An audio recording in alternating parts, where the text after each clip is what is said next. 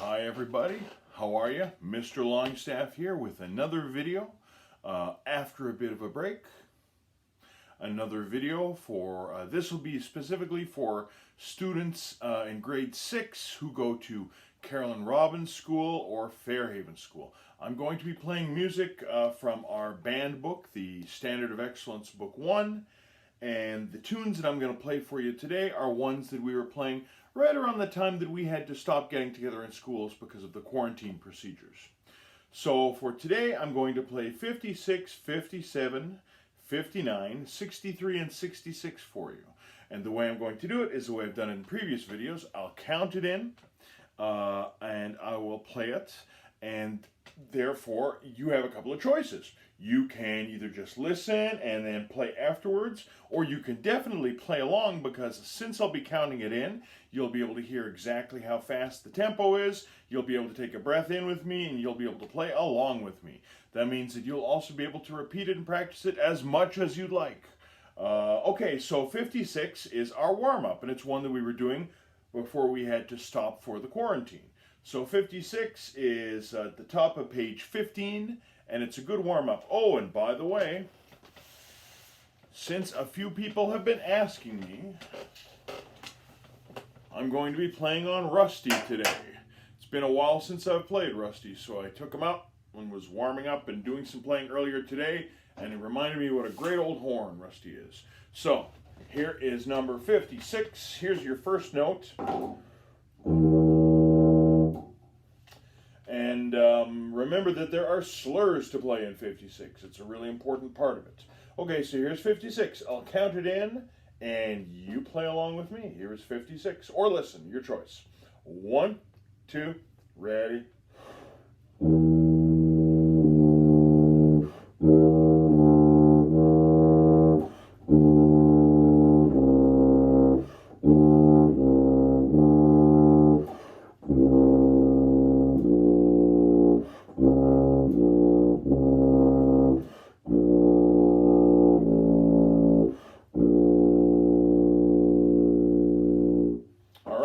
By the way, brass players, you can take your mouthpiece out and buzz number 56 on your mouthpiece.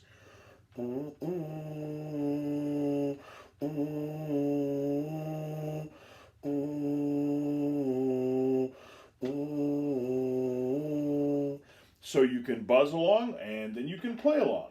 Okay, next is number 57, which I think, if you remember, I'm sure that I told you at least once in class, probably lots of times, that it's one of my favorite tunes in the entire book. It took Mr. Brahms like 20 years to finish his first symphony, and this is the melody from it, and I think the fact that it took so long means that he really created something that is genuinely very beautiful. I think that's one of the reasons that I love this melody so much. So lots of slurring in this one. It also has a pickup note, so we'll be breathing on beat, not on beat 4, we'll be breathing on beat 3, because we have a pickup note at the beginning of 57. So here's top of page 15, number 57, the theme from Symphony number 1. Listen or play along.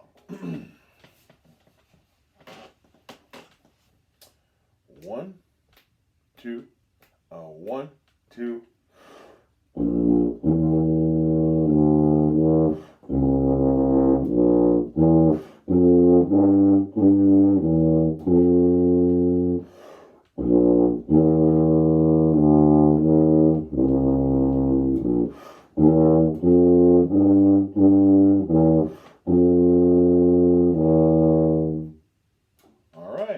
So there's 57.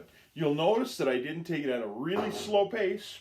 It's smooth, it's a beautiful sound, but it isn't at a slow tempo. It's at a very sort of moderate tempo. The next one we're going to do, ha ha, ho ho, it's the laughing song, number 59. Now, folks, this is a two-part round. And if you remember, the way a round works is, no matter what part you're playing in, part 1 or part 2, you start on the first note and you go to the last note. If you're in part 2 of a round, it just means you have to wait till part 1 is halfway done. So I'll be playing part 1, and if you want to, we can do this any number of ways. You can just listen. You can play along at the same time as me, or you can try playing it as a round. So what will happen is when I get to the middle of number 59, when I get to the part where the number 2 is written, that will be where group 2 starts at the beginning of the song. So when I hold up my 2 fingers like this, that means start at the beginning if you're in group 2. And if you want to play group 2, you do that. So when I hold up my fingers, that's the sign for group 2 to start at the beginning of 59. Here's number 59 on page 15, The Laughing Song. Here we go. 1, 2, 1.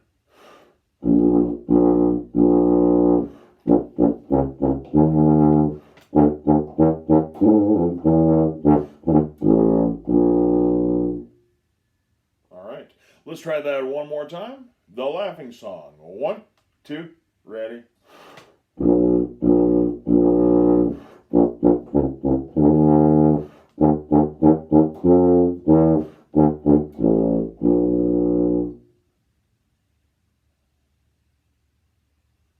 Okay, so now we're going to turn the page and we're going to look at number 63 and 66. 63 is, of course, B-I-N-G-O, or bingo. And if you recall, this one is made with a trick ending, or a sneaky ending, you might say. The ending of number 63, Mr. Pearson, the guy who wrote the book, he throws in a rest where you don't expect it. So in number 63, it sounds exactly like the song Bingo. There was a farmer, had a dog, etc., etc. However, it changes slightly at the end with a rest that you don't expect. So, I'm going to play Bingo. It has a pickup note, it has some slurs, and lots of rests to pay attention to. We're still in 4/4 time, which means that we'll breathe in then on beat 3 because there's a pickup note at the beginning. And let's see how many of you get that rest. Maybe all of you will. That would be wonderful. Okay, here's Bingo, number 63 on page 16.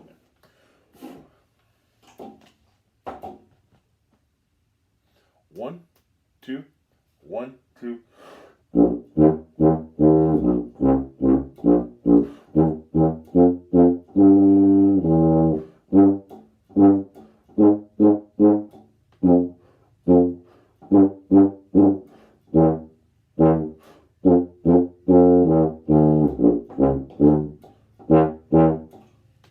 Did you get the rest? If not, go back and try it again. Mistakes happen. We're human beings. Mistakes are made. Not that big a deal. Now we're going to look at number 66 as the next one. Now this is one that we just touched on briefly before we had to stop for quarantine. So it's called a scale skill. So a scale would be like...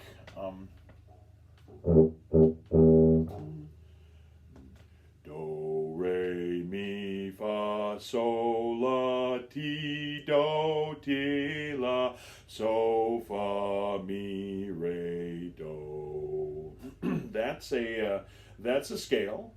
I sang it with do, re, mi's. I think probably in years past, at least some of you have had music teachers who sang with do, re, mi's. You can also just sing with laws or with numbers, but in any case, that's a scale.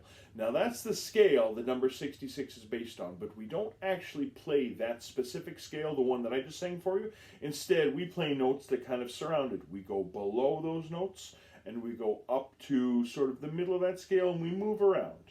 So it's important, before we play 66, take a look at the key signature. That means the flats or sharps at the beginning of the song.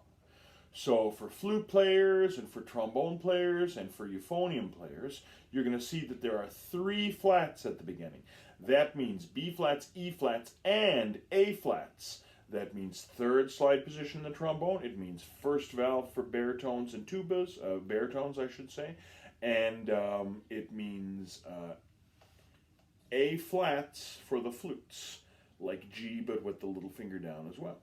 For clarinets and trumpets and tenor saxes, it means that you have a B flat in the song. Okay, so for trumpet players, that's going to mean first valve. For clarinet players, that's going to mean first finger. If you play the alto saxophone, however, you'll notice that the F sharp disappears. That means that you are playing in the same key as your alto saxophone. You play an E flat alto saxophone, this song is in the key of E flat. So you don't have an F sharp, you just have regular Fs in this song. You'll see that it is in common time, which is the same thing effectively as 4/4 time. That means 4 beats in a measure. You have a couple of rests and a few slurs to play.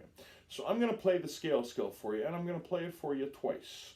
I'm going to play it a little bit slower, then I'm going to play it a little bit faster. Each time you can just listen, you can try playing along, it's up to you. So here's 66, first time, slower tempo, I guess I should say. No pickup notes, so we breathe on beat 4. 1, 2, 3.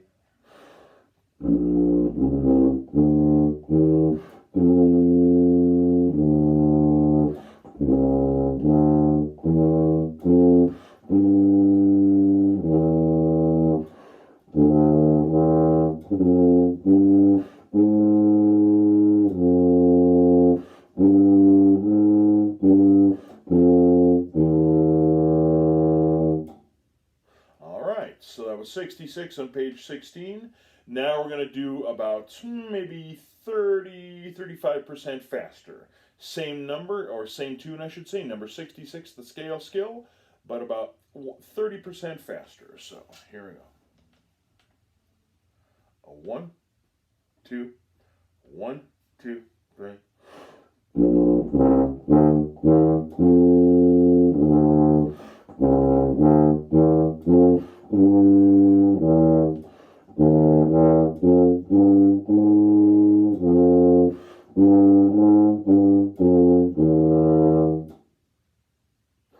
All right, so those are some tunes that you can now spend some time practicing. As I've told you in previous videos, and as I've mentioned to you throughout this school year, you can always work ahead. You can always work backwards, too. Play some tunes that are way near the beginning of the book if they're ones that you enjoy playing. Absolutely. Continue to work further on the book. Heck, you guys might be on page 23 right now and be thinking, Mr. Longstaff, we've left you behind. If you have, then that's, like, congratulations. That's awesome. That's great. If you're working along at the same pace as me, excellent. Use what I've played for you today as musical examples to listen to, and then as musical examples you can play along with. Remember, for all wind players, as relaxed as you possibly can be in your chest and in your shoulders. Nice big full breaths all the way to the bottom. Try and remember all the important markings. Things like rests, pickup notes, slurs. The correct rhythms, the correct notes, the correct articulations. If you do that, then you're playing it well. Okay, folks, I think that's it for this video. I'll say so long, take care. Remember, I wish we were in the band room working together. I miss you. See you soon.